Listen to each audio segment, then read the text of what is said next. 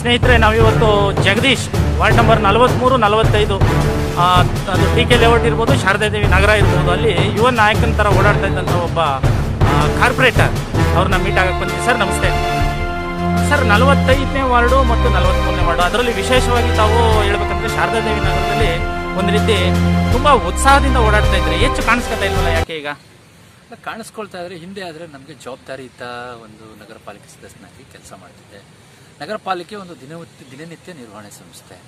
ಅಲ್ಲಿ ಕೆಲಸ ಮಾಡಬೇಕಾದ್ರೆ ಜಾಸ್ತಿ ನಿಮಗೆ ಕಾಣ್ತಾ ಇರ್ಬೋದು, ನಾವು ಜಾಸ್ತಿ ಕಾಣುವಂಥ ವ್ಯವಸ್ಥೆಗಳಿರ್ಬೋದು. ಈಗೇನಾಗಿದೆ, ಈಗ ಏನು ನನಗೆ ಅಂಥ ಜವಾಬ್ದಾರಿ ಇಲ್ಲ. ಈಗ ನಗರ ಪಾಲಿಕೆ ಸದಸ್ಯನಾದಕ್ಕೆ ಆದಾಗ ಒಂಥರ ಜವಾಬ್ದಾರಿ, ಈಗ ಆಗದೆ ಹೋದಾಗ ಇನ್ನೊಂಥರ ಜವಾಬ್ದಾರಿ. ಸೊ ಆದರೂ ಕೂಡ ನಾನು ಇವತ್ತು ದಿನವೂ ಜನಗಳ ಸಂಪರ್ಕದಲ್ಲಿದ್ದಾನೆ, ದಿನವೂ ಜನಗಳ ಕಷ್ಟ ಕಾರ್ಪಣ್ಯಗಳಿಗೆ ನಾವು ಸ್ಪಂದಿಸಿದ್ದೇನೆ. ಸೊ ಜನಗಳ ಜೊತೆಲಿ ಇದ್ದೀನಿ. ಸರ್, ಜಗದೀಶ್ ಅವರು ರಾಜಕೀಯ ಹಿನ್ನೆಲೆ ಏನು ಬಂದಿಲ್ಲ, ಯಾಕಂದ್ರೆ ಅವರ ಫಾದರ್ ಹೇಳ್ಬೇಕಂದ್ರೆ ಉಪನ್ಯಾಸಕರು, ಹಲವಾರು ಯುವಕರಿಗೆ ಇವತ್ತು ಕೂಡ ಅವರು ಒಂದು ದಾರಿದೀಪವಾದವರು. ಜ್ಞಾನಬುದ್ಧಿ ಅಂತಕ್ಕಂಥ ಸಂಸ್ಥೆಯಲ್ಲಿ ಅವರು ಮಾಡಿರ್ತಕ್ಕಂಥ ಸಾಧನೆಗಳು ಇವತ್ತು ಕೂಡ ಹುಡುಗರು ನೆನೆಸ್ಕೋತಾರೆ. ಅದ್ರ ಬಗ್ಗೆ ಒಂದು ಸ್ವಲ್ಪ ಹೇಳ್ತೀರಾ?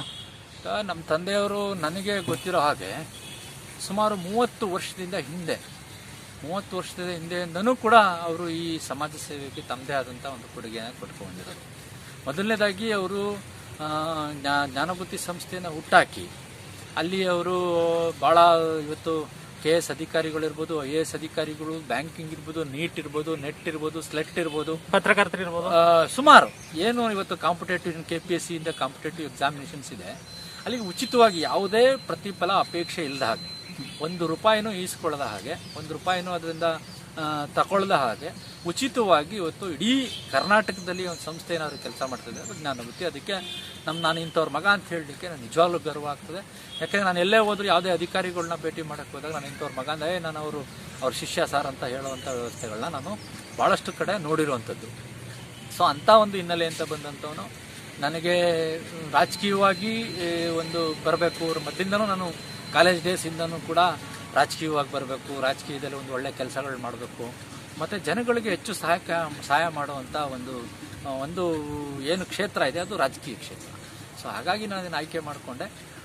ನಾನು ಕೂಡ ಪದವೀಧರನಾದರೂ ಕೂಡ ನಂತರ ದಿನಗಳಲ್ಲಿ ನಾನು ಈ ಒಂದು ಕ್ಷೇತ್ರವನ್ನು ಆಯ್ಕೆ ಮಾಡಿಕೊಂಡು ಇವತ್ತು ಕೆಲಸ ಮಾಡಬೇಕು ಅಂತ ಬಂದಂಥದ್ದು. ನಮ್ಮ ತಂದೆಯವರು ಕೂಡ ಸಾವಿರಾರು ಜನ ಅವರಿಂದ ಅದನ್ನು ಉಪಯೋಗ ಪಡ್ಕೊಂಡವರು ಇಡೀ ಕರ್ನಾಟಕದಲ್ಲಿ. ಸರ್, ವಾರ್ಡ್ ನಂಬರ್ 45, ಅದರಲ್ಲಿ ಹೇಳ್ಬೇಕಂದ್ರೆ ನಿವೇದಿತಾ ನಗರದ ಪಾರ್ಕ್ ಇರ್ಬೋದು, ಅಥವಾ ಸುತ್ತಮುತ್ತಲಿನ ರಸ್ತೆಗಳಿರ್ಬೋದು, ಏರಿಯಾ ಇರ್ಬೋದು, ಅದರದ ಒಂದು ಕ್ಲೀನ್ಲಿನೆಸ್ ಇರ್ಬೋದು, ಕಾರ್ಪೊರೇಷನ್ ವರ್ಕ್ಗಳಿರ್ಬೋದು, ಅಷ್ಟು ದುಡ್ದಂಥ ಜಗದೀಶ್ ಅವರು ಏನಕ್ಕೆ ಆ ಒಂದು ವಾರ್ಡನ್ನು ಬಿಟ್ಟು ಹೊರಗಡೆ ಹೋಗ್ತಾರೆ? ಹಲವಾರು ಮತದಾರರು ಹೇಳ್ತಾರೆ ಎಷ್ಟು ಅವ್ರು ಆಕ್ಟಿವ್ ಆಗಿ ವರ್ಕ್ ಮಾಡ್ತಾ ಇದ್ರು, ನಮಗೆ ಅವರು ಒಂದು ರೀತಿ ಮನೆ ಸದಸ್ಯನ ಥರ ಒಂದು ಪಾರ್ಕಲ್ಲಿ ಇರ್ಬೋದು ಎಲ್ಲ ಕಡೆ ಇರ್ತಾ ಇದ್ರು. ಇವತ್ತು ಕಾಣಿಸ್ಕಂತಾನೆ ಇಲ್ಲ ಅವರು, ಯಾಕೋ ವಾರ್ಡ್ ಬಗ್ಗೆ ಅವ್ರಿಗೆ ಬೇಜಾರಾಗಿ ಹೋಗ್ಬಿಟ್ಟಿರ್ಬೋದೇನೋ? ಇಲ್ಲ, ಆ ಥರ ಏನಿಲ್ಲ. ನಿಮ್ಗಾಗಲೇ ನಾನು ತಿಳಿಸ್ದೆ, ನಾನು ಹೌದು ಕೆಲಸ ಮಾಡಿದ್ದು ಈಗ 2013ರಿಂದ 2018 ತನಕ ಏನು ನನಗೆ ಅವಧಿ ಜನ ಕೊಟ್ಟಿದ್ರು. ಆ ಅವಧಿಲಿ ಇಡೀ ಮೈಸೂರು ನಗರದಲ್ಲಿ ನನಗಿರೋ ಮಾಹಿತಿ ಪ್ರಕಾರ ಯಾರೂ ಕೂಡ ಅಷ್ಟು ಪ್ರಮಾಣದ ಕೆಲಸವನ್ನು ಮಾಡೋಕ್ಕೆ ಸಾಧ್ಯವಾಗಿಲ್ಲ ಅಂತ ನಾನಾದರೂ ಅಂದ್ಕೊಂಡಿದ್ದೀನಿ. ಸುಮಾರು 30 ಕೋಟಿಗಿಂತ ಹೆಚ್ಚು ಅನುದಾನವನ್ನು ತಂದು ಈ ಬಡಾವಣೆಗೆ ಮೈಸೂರು ಮಹಾನಗರ ಪಾಲಿಕೆ, ನಗರಾಭಿವೃದ್ಧಿ ಪ್ರಾಧಿಕಾರ ಮತ್ತು ಎಲ್ಲ MLAs ಫಂಡು, MPs ಫಂಡು. ನಾನು ಜಗದೀಶ್ ಯಾರ ಹತ್ರ ಫಂಡ್ ತೊಗೊಂಡಿಲ್ಲ ಅನ್ನೋದೇ ಪ್ರಶ್ನೆ ನಮಗೆ ಕೇಳ್ತಾಯಿದ್ರು ಅವರು. ಸೊ ಅಂಥ ಒಂದು ವ್ಯವಸ್ಥೆಗಳಲ್ಲಿ ಕೆಲಸ ಮಾಡಿಕೊಂಡು ನಮ್ಮ ಒಂದು ಇವತ್ತೇನು ಜನ ನಮ್ಮನ್ನು ಇವತ್ತು 2013ರಲ್ಲಿ ಆಯ್ಕೆ ಮಾಡಿದ್ರು, ಅವರಿಗೆ ಎಲ್ಲೂ ಯಾಕಪ್ಪ ಇವನಿಗೆ ಮತ ಕೊಟ್ಬಿಟ್ಟೆ ನಾನು ಅನ್ನೋದೇ ರೀತಿಯಲ್ಲಿ ನಾವು ಕೆಲಸ ಮಾಡುವಂಥದ್ದನ್ನು ಮಾಡ್ಕೊಬಂದಿದ್ವಿ. ಆಮೇಲೆ ಇಡೀ ಮೈಸೂರು ನಗರದಲ್ಲಿ ಒಂದು ಮಾದರಿ ವಾರ್ಡ್ ಅಂತ ಮಾಡಲಿಕ್ಕೆ ಪ್ರಾಮಾಣಿಕವಾದ ಪ್ರಯತ್ನ ಕೊಟ್ಟಿದ್ದೆ. ಆಮೇಲೆ ಇಡೀ ಮೈಸೂರು ನಗರನೇ ನಂಬರ್ 1 ವಾರ್ಡ್ ಅಂತಂದರೆ ಅದು ಶಾರದಾದೇವಿ ನಗರ ವಾರ್ಡ್ ನಂಬರ್ 22 ಅಂತಲೇ ಮಾತಾಡ್ತಾ ಇದ್ದು ತಾವೆಲ್ಲ ಕೇಳಿದ್ದೀರಿ ಅಂತ ನಾನು ಅದು ಕೂಡ ಭಾವಿಸಿದೆ. ಸರ್, 45ರಲ್ಲಿ ಅಷ್ಟೇ ಆಕ್ಟಿವ್ ಆಗಿ ವರ್ಕ್ ಮಾಡಿದಂಥವ್ರು ಯಾಕೋ ದೊಡ್ಡವರು ಅವ್ರ ಮೇಲೆ ಬೇಜಾರು ಮಾಡ್ಕೊಂಡ್ರು, ಅದರಿಂದ ಅವರು ಬೇರೆ ಕಡೆ ಹೋಗ್ಬೇಕಾಯ್ತು?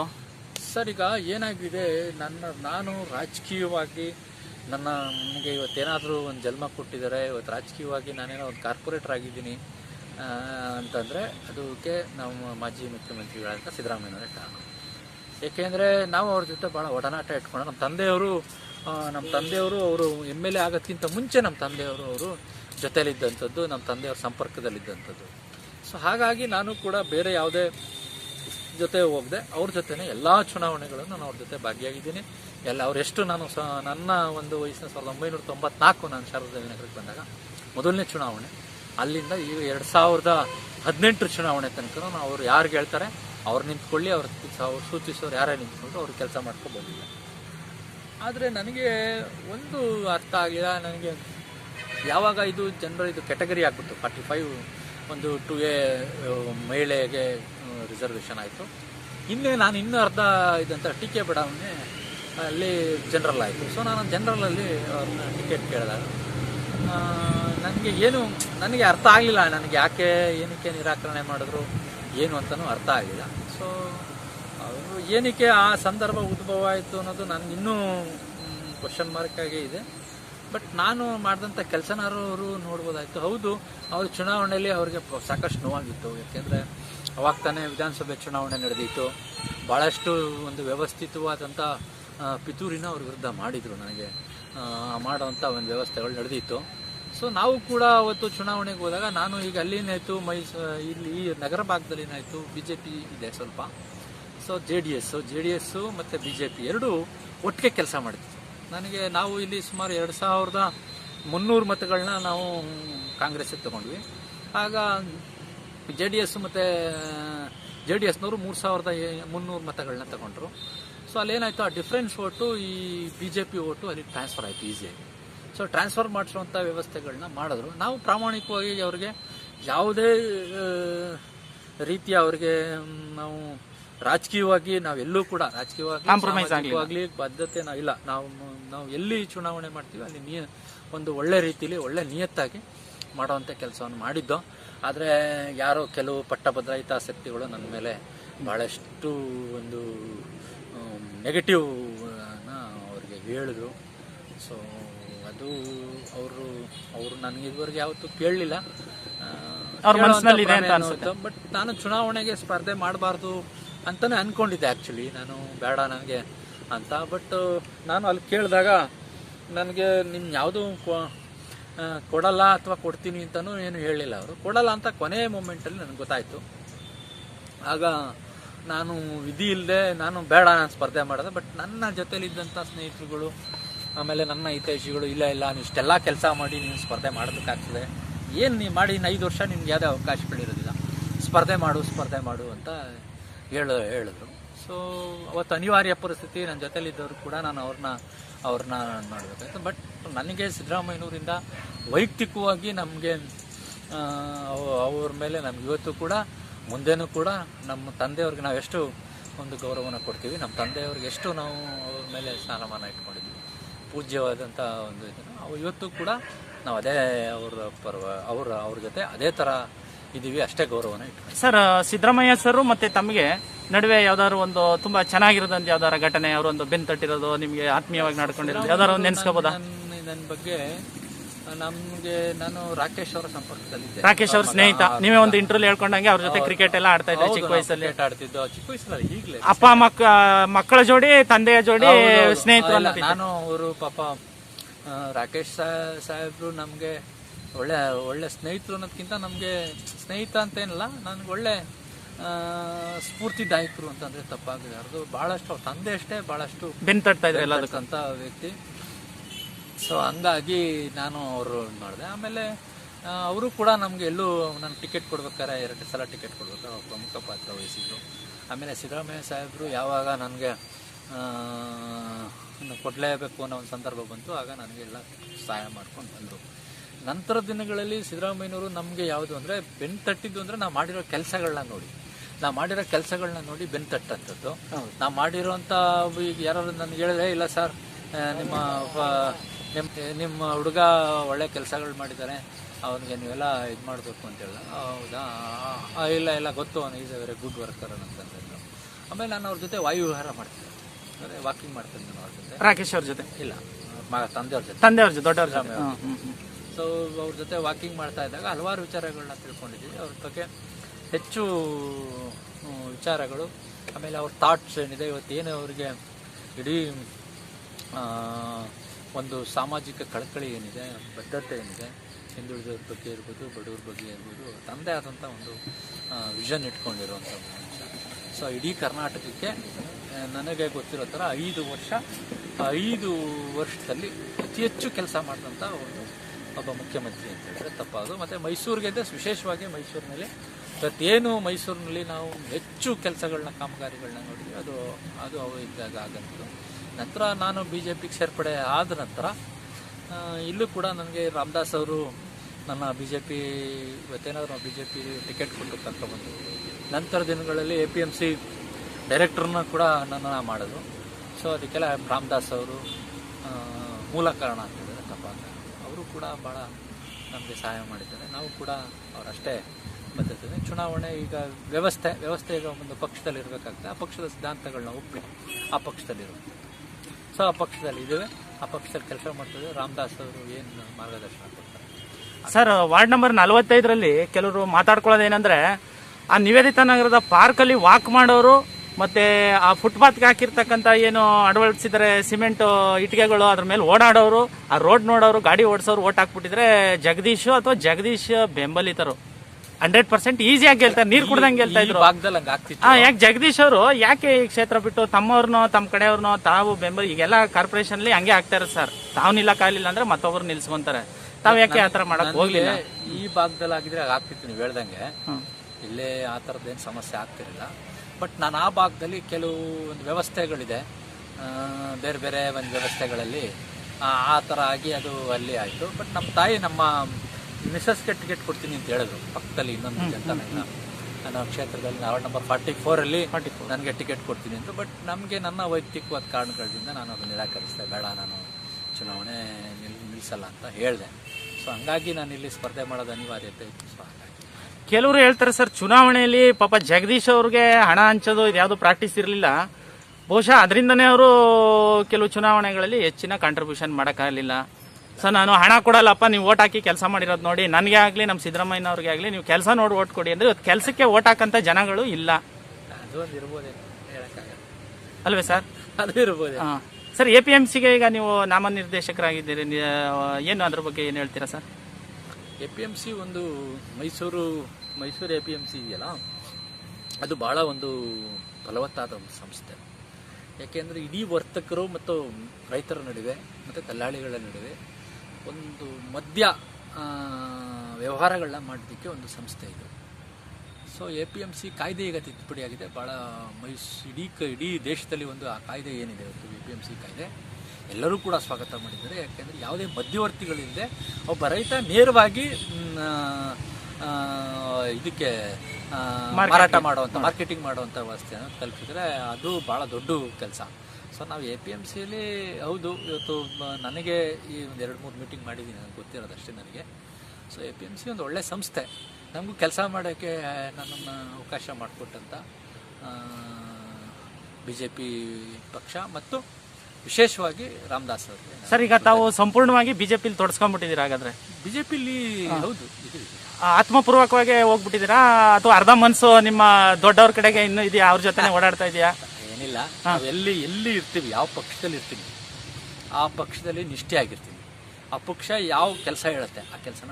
ಸರ್, ವೋಟರ್ಸ್ಗೆ ಈಗ ಹೇಳ್ಬೇಕಂದ್ರೆ ನಾವು ಜಗದೀಶ್ ಓಟ್ ಹಾಕ್ಬೇಕು ಅಂತ ಇದೆ 45ನೇ ವಾರ್ಡ್ ಅವ್ರಿಗೆ. ಬಟ್ 43ಕ್ಕೆ ನೀವು ಹೊಸಬ್ರಾಗಿ ಕಾಣ್ತಾ ಇರ್ಬೋದು.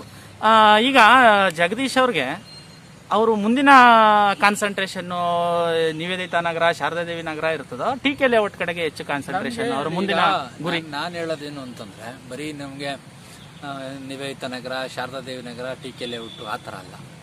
ಈಗ ನಾನು ಈ TK ಬಡಾವಣೆ ಮತ್ತು ಶಾರದಾದೇವಿ ನಗರ ಎರಡಕ್ಕೂ ಪ್ರತಿನಿಧಿಯಾಗಿ ಕೆಲಸ ಮಾಡಿದೆ. ತೊಣಚಿಕೊಪ್ಪಲ್ ವಿಲೇಜ್ ಬಿಟ್ಬಿಟ್ಟು, ಓಲ್ಡ್ ತೊಣಚಿಕೊಪ್ಪಲ್ ವಿಲೇಜ್ ಬಿಟ್ಬಿಟ್ಟು ಇಷ್ಟಕ್ಕೂ ಪ್ರತಿನಿಧಿಯಾಗಿ ಕೆಲಸ ಮಾಡಿದೆ. ಎಲ್ಲ ಕಡೆನೂ ಜನಸಂಪರ್ಕ ಇರೋದ್ರಿಂದ ಅಲ್ಲಿ ಹೊಸಬ್ರು ಇಲ್ಲಿ ಒಳಬ್ರು ಅನ್ನೋ ಪ್ರಶ್ನೆ ಬಿಡುತ್ತೆ. ಸೊ ಹಾಗಾಗಿ ನೋಡೋಣ ಮುಂದಿನ ದಿನಗಳಲ್ಲಿ ಯಾರು ಸೇವೆ ಮಾಡೋಂಥ ಅವಕಾಶಗಳು ಸಿಗುತ್ತೆ. ಸರ್, ಇನ್ನು ಮುಂದಿನ ಕಾರ್ಪೊರೇಷನ್ ಚುನಾವಣೆ ಇನ್ನೊಂದು 2-3 ವರ್ಷ ಇದೆ. ತಾವು ಏನು ಗುರಿ ತಮ್ಮದು? ಈಗ ಏನು ಆಕ್ಟಿವಿಟಿಗಳಲ್ಲಿ ತೊಡಗಿದ್ದೀರಾ? ಸರ್, ಈಗ ನಾವು ದಿನನಿತ್ಯ ಜನ ಸಂಪರ್ಕದಲ್ಲಿದ್ದೇವೆ. ದಿನನಿತ್ಯ ಯಾವುದೇ ಕೆಲಸಗಳನ್ನ ನಾವು ಅಂತಂದರೆ ನಾವು ಕೆಲಸಗಳು ಮಾಡ್ಕೊಂಡು, ಖಾತೆ ಇರ್ಬೋದು, ಕಂದಾಯ ಇರ್ಬೋದು, ಆಮೇಲೆ ಓಲ್ಡ್ ಏಜ್ ಪೆನ್ಷನ್, ಈ ಥರದ ಕೆಲಸಗಳನ್ನ ಯಾವ್ದಾದ್ರು ಹೇಳಿದೆ, ನಗರ ಪಾಲಿಕೆಗೆ ಸಂಬಂಧಪಟ್ಟಂತೆ ಯಾವುದೇ ಕೆಲಸಗಳನ್ನ ಹೇಳಿದೆ, ಆ ಸಂಬಂಧಪಟ್ಟಾದ ಅಧಿಕಾರಿಗಳನ್ನ ಸಂಪರ್ಕ ಮಾಡಿ ಅವ್ರ ಹತ್ರ ನಾವು ಈ ವಿಚಾರಗಳನ್ನ ಏನು ಸಮಸ್ಯೆ ಇದೆ ಅವ್ರನ್ನೆಲ್ಲ ಇಟ್ಟು ಅದನ್ನ ಕೆಲಸ ಮಾಡಿಸುವಂಥ ವ್ಯವಸ್ಥೆಗಳನ್ನ ಇಲ್ಲಿದೆ. ನಾನು ಡೇ ಒನ್ನಿಂದನೂ ಮಾಡ್ತಾ ಇದ್ದೀನಿ. ಅಷ್ಟೊಂದು ಇವತ್ತಿಂದ ಅಲ್ಲ, ನಾನು ಸೋತದ್ದು ಹಿಂದಿನ ಮಾರನೇ ದಿವಸದಿಂದಾನೇ ನಾನು ಈ ಕೆಲಸ ಮಾಡಲಿಕ್ಕೆ ಮಾಡ್ತಾ ಇದ್ದೀನಿ, ಮಾಡ್ತೀನಿ ಕೂಡ. ನಾನು ಸಂಪೂರ್ಣವಾಗಿ ಇದು ತೊಡಗಿಸ್ಕೊಂಡು. ಸರ್, ಈಗ ಕಾರ್ಪೊರೇಷನ್ ಲೆವೆಲ್ ಚುನಾವಣೆಗಳಿಗೆ ಇವತ್ತೇನಾಗಿದೆ, 80 ಲಕ್ಷ 1 ಕೋಟಿ ಖರ್ಚು ಮಾಡುವಂತ ಪರಿಸ್ಥಿತಿ ಬಂದಿದೆ. ಸರ್, ಜಗದೀಶ್ ಅವ್ರಿಗೆ ಈ ಚುನಾವಣೆಗಳು ನೋಡಿ ಇಂಟ್ರೆಸ್ಟ್ ಉಳಿದಿದ್ಯಾ? ನಿಜವಾಗ್ಲೂ ಕಾರ್ಪೊರೇಷನ್ ಚುನಾವಣೆಗಳ ಪರಿಸ್ಥಿತಿ ಏನಿದೆ ಸರ್? ಒಂಚೂರು ಒಂದು 5 ನಿಮಿಷ ಅದ್ರ ಬಗ್ಗೆ ಹೇಳ್ಬೇಕು ನಮ್ಮ ಜನಕ್ಕೆ. ಜಾತಿಗೆ ಓಟ್ ಹಾಕ್ತಾರೆ, ದುಡ್ಡು ಓಟ್ ಹಾಕ್ತಾರೆ, ಏನಿದು ವ್ಯವಸ್ಥೆ? ಸರ್ ನೋಡಿ ಸರ್, ನಗರ ಪಾಲಿಕೆ ದಿನನಿತ್ಯ ನಿರ್ವಹಣಾ ಸಂಸ್ಥೆ. ನಗರ ಪಾಲಿಕೆಯಲ್ಲಿ ಒಬ್ಬ ಜನಪ್ರತಿನಿಧಿ ಮತ್ತು ಮನೆ, ಅವರಿಬ್ಬರಿಗೂ ದಿನನಿತ್ಯ ನಿರ್ವಹಣೆ ಸಂಸ್ಥೆ ಅಂದರೆ ನೀರಿರ್ಬೋದು, ಕಸ ಇರ್ಬೋದು, ಲೈಟ್ ಇರ್ಬೋದು, ರಸ್ತೆಗಳಿರ್ಬೋದು, ಪಾರ್ಕ್ಗಳಿರ್ಬೋದು, ಅಥವಾ ನಿಮಗೆ ನಗರ ಪಾಲಿಕೆಯಲ್ಲಿ ಬರುವಂಥ ಯೋಜನೆಗಳಿರ್ಬೋದು. ನಗರ ಪಾಲಿಕೆಯಲ್ಲಿ ಸಾಕಷ್ಟು ಯೋಜನೆಗಳಿದೆ. ಈಗ ನಾವು ಶೇಕಡ 7.25 ಇರ್ಬೋದು, ಶೇಕಡ 24.10 ಇರ್ಬೋದು. ಈ ಥರದ ಹಲವಾರು ಯೋಜನೆಗಳನ್ನ ಜನಕ್ಕೆ ತಲುಪಿಸುವಂಥ ಒಬ್ಬ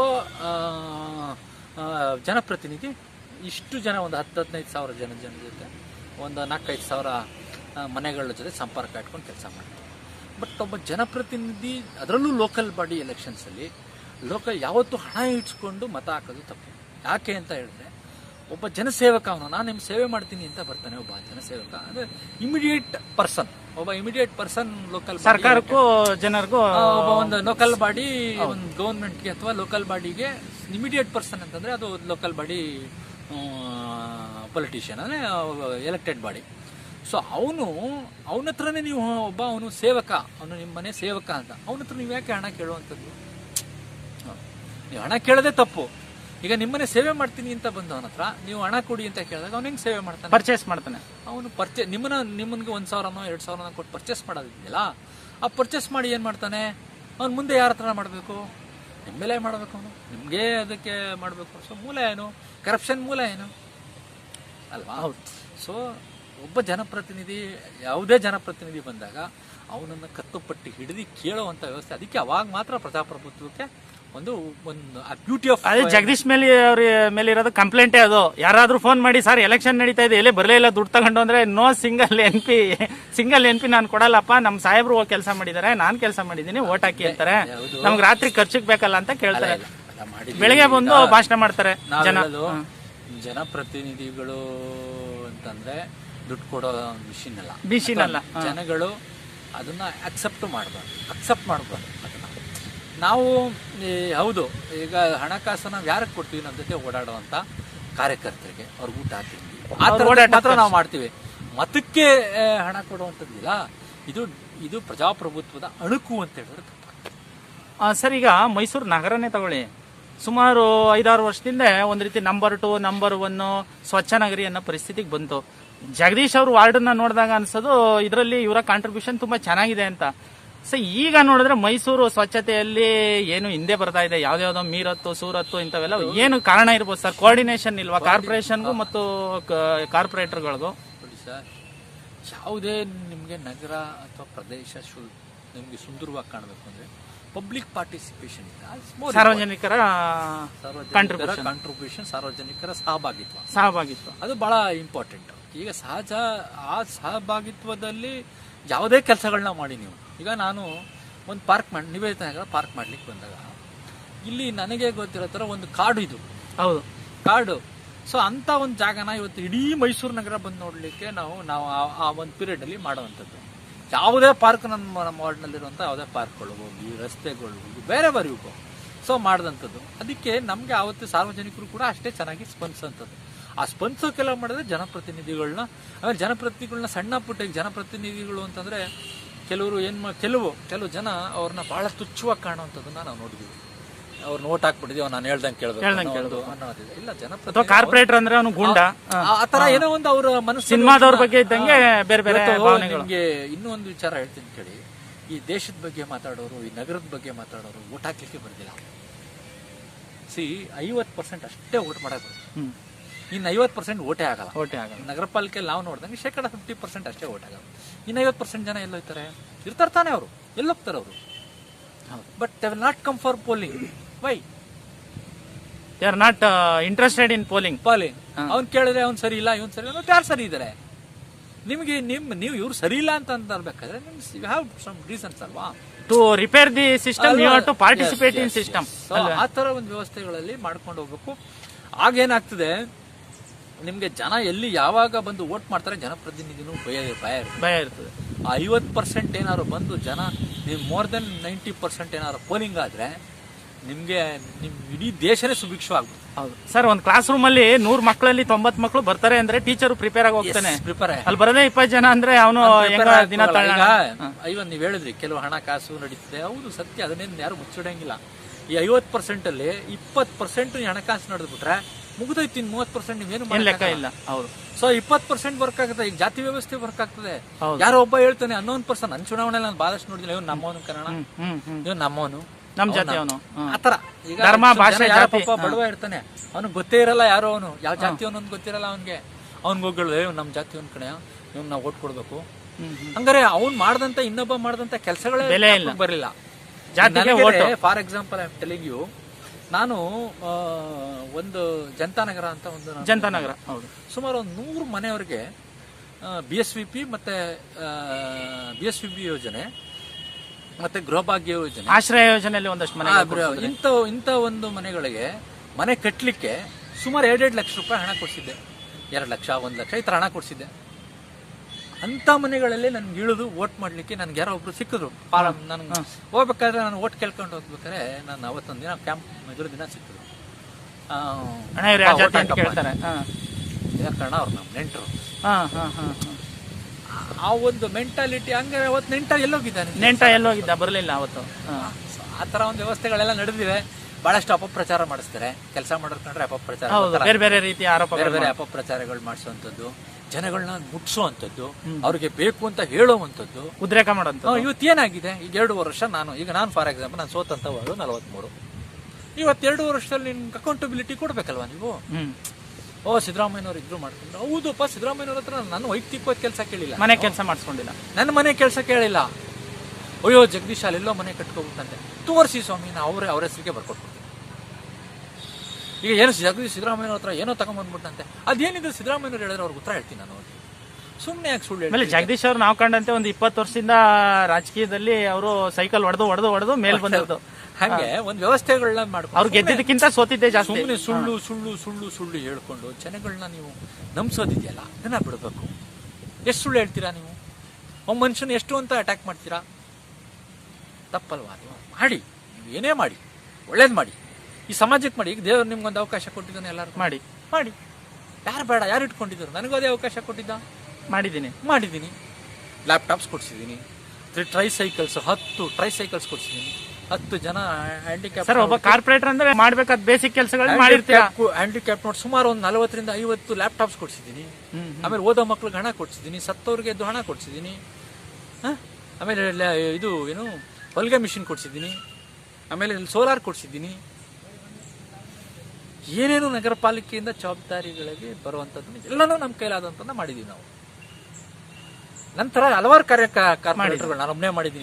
ನಾನು ನಮ್ಮ ಬಾಡಿಗೆ ಹೆಚ್ಚು ಮಾಡೋದು. ನನಗೆ ಎಷ್ಟೋ ದಿನ ಕೌನ್ಸಿಲ್ ಅಟ್ಯಾಕ್ ಮಾಡಿರೋದು ಉಂಟು. ನನ್ನ ಏನೆಲ್ಲ ನೀವು ಅವ್ರಿಗೆ ಬಾಡಿಗೆ ಕೊಡ್ತೀರ? ಇಲ್ಲ ಸ್ವಾಮಿ, ನಮ್ ಜನ ಕೇಳ್ತಿದಾರೆ, ಕೇಳ್ಬೇಕು ಅಂತ. ಕೆಲವು ದಿನ ಫೈಟ್ ಮಾಡಿರೋದು ಉಂಟು, ಜಗಳ ಮಾಡ್ಕೊಂಡಿರೋದು ಉಂಟು, ಅಧಿಕಾರಿಗಳನ್ನ ಬೈದಿರೋದು ಉಂಟು. ಯಾಕೆ ಮಾಡಿದೀವಿ?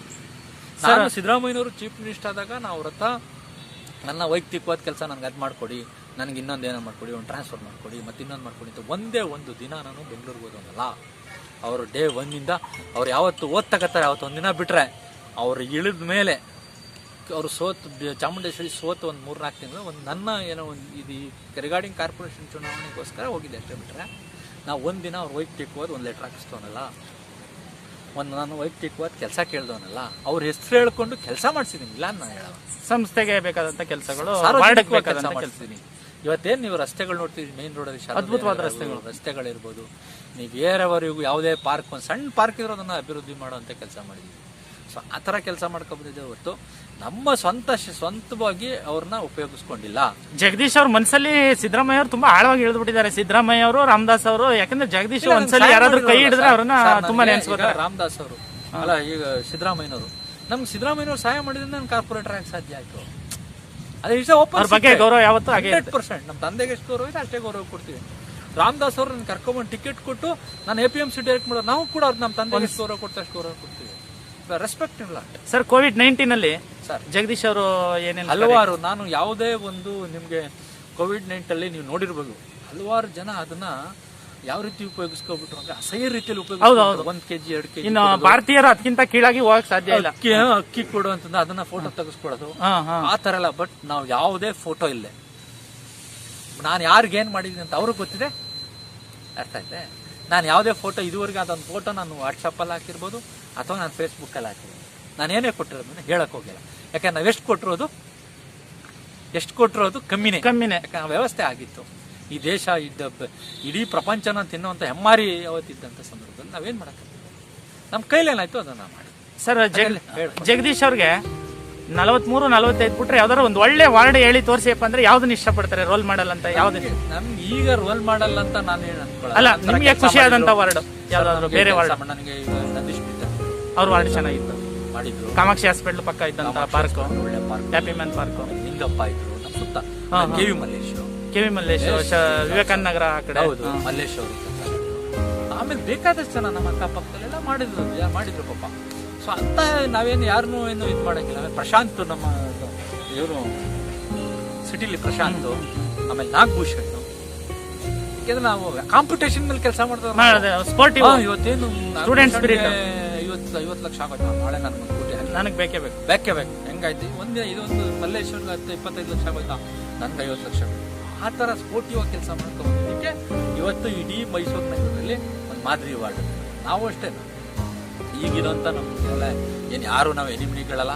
ಹೌದೌದು. ಈಗ ಗೆದ್ದಿರೋಂತ ಕಾರ್ಪೊರೇಟರ್ಗಳಿಗೆ ನಾವು ಯಾರು ಎನಿಮಿ. ನಮ್ಮ ವೈಯಕ್ತಿಕವಾಗಿ ನಾವು ಅವ್ರ ಬಹಳ ರೆಸ್ಪೆಕ್ಟ್ ಕೊಡ್ತೀವಿ. ನಮ್ಮ ವೈಯಕ್ತಿಕವಾಗಿ ಒಳ್ಳೆ ನಮ್ಮ ಸ್ನೇಹಿತರು ಯಾರಲ್ಲಿ ಈ 45 ಇರ್ಬೋದು, ಎಲ್ಲರೂ ನಮ್ಮ ಸಮಾಜಕ್ಕೆ ಸಮಾಜಕ್ಕೆ ಅವರು ಕೆಲಸ ಮಾಡ್ತೀನಿ ಅಂತ ಬಂದಿರೋ. ಈ ಪ್ರಜಾಪ್ರಭುತ್ವದಲ್ಲಿ ಯಾರು ಗೆಲ್ತಾರೆ ಅವ್ರಿಗೆ ನಾವು ರೆಸ್ಪೆಕ್ಟ್ ಮಾಡ್ಕೊಡು. ಸರ್ ಜಗದೀಶ್ ಅವ್ರದ್ದು ಇದೇ ಗುಣ ಎಲ್ರಿಗೂ ಇಷ್ಟ ಆಗೋದು. ಸರ್ ತಮ್ಮಿಂದ ವಾರ್ಡ್ಗಳಿಗೆ ಆಗಿರ್ಬೋದು, ಒಂದು ಒಳ್ಳೆ ಕೆಲಸಗಳಾಗ್ಲಿ, ಜನಪರ ಕೆಲಸಗಳಿಗೆ ತಾವು ಆಗ್ಲೂ ಅಪ್ರೋಚ್ ಮಾಡಿದ್ರೆ ಸಿಗ್ತಾ ಇದ್ರಿ, ಇನ್ ಮುಂದೆನೂ ಸಿಗಂಗಿರ್ಬೇಕು ನೀವು. ಅದೇ ನಿಮ್ಮ ಪ್ಲಸ್ ಪಾಯಿಂಟ್. ಸರ್ ಧನ್ಯವಾದಗಳು sir. Thank you. Good luck. ದೇವ್ರು ಒಳ್ಳೆ ಶಕ್ತಿ ಕೊಡ್ಲಿ ನಿಮಗೆ. Thank you.